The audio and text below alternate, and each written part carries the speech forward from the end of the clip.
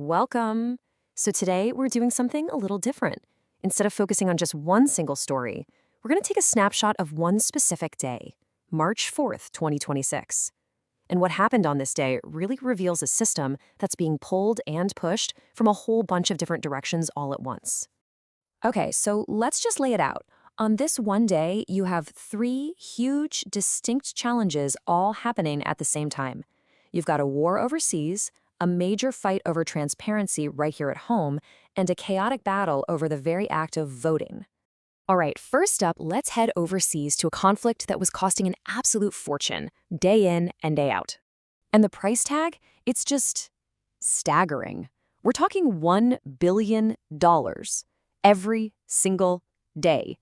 But the really big question on everyone's mind was, why? The administration's reasons for the war felt murky and were being seriously questioned. And this is where it gets really complicated.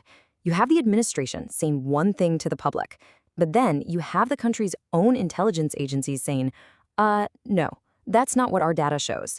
It was a massive contradiction, right at the heart of the justification for the war. But, despite all that confusion, despite the huge cost, the president was projecting nothing but total confidence in how things were going.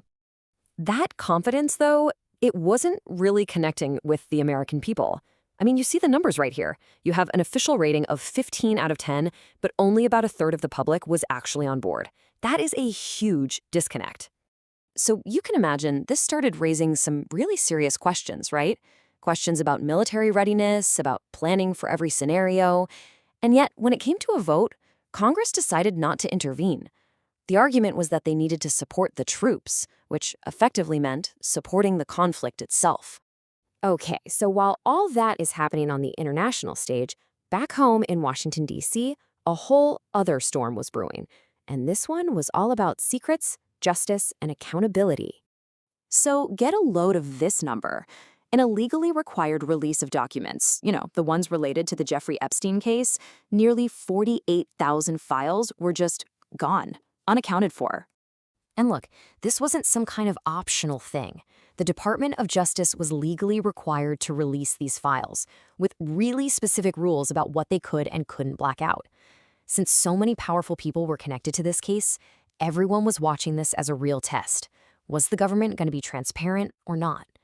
Well, when the DOJ didn't seem to comply, it set up this major showdown with Congress. And it escalated pretty quickly, right up to the point where the House Oversight Committee issued a subpoena for the Attorney General herself to come testify under oath. And here's what's so fascinating. This wasn't just one party going after the other. It was a bipartisan vote. That tells you that the concern here cut across the usual political lines. Something was up, and both sides wanted answers. But the day wasn't over. As if a foreign war and a constitutional clash weren't enough, a third crisis was blowing up, and this one hit right at the foundation of the whole system, the right to vote. So to really get what's happening here, you have to understand the backdrop. Primary elections were underway, and Democratic voter turnout was just through the roof. I mean, way higher than in recent presidential elections. But just as that enthusiasm was peaking, roadblocks started popping up. In some major counties in Texas, officials suddenly decided to ditch the county-wide voting system. Now, that system is designed for convenience, right? It lets you vote at any polling place in your county. But by getting rid of it, they forced every voter to go to one and only one specific location. You can just imagine the chaos that caused. And when people asked why make this change that was causing so much confusion, the answer was pretty blunt. Basically, because we can. The law lets us do it. So this chaos immediately turned into a legal firestorm. It went from a local judge all the way up to the state Supreme Court in a matter of hours.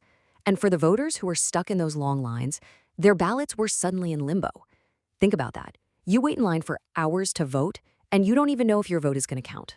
So let's just step back for a second and look at the whole picture on this one single day. You've got a war abroad based on shaky info, a major institutional fight over secret government files, and then a battle over the basic act of voting. Each one of these things on its own is a big deal, but together, they all start to eat away at something really fundamental: public trust. It really forces you to ask a tough question, doesn't it? When the system is getting hit from all sides, all at the same time, what's the breaking point? When a nation's foreign policy, its system of justice, and its democratic process are all under this much strain, what gives? And maybe more importantly, what holds? Thanks for digging into this with us.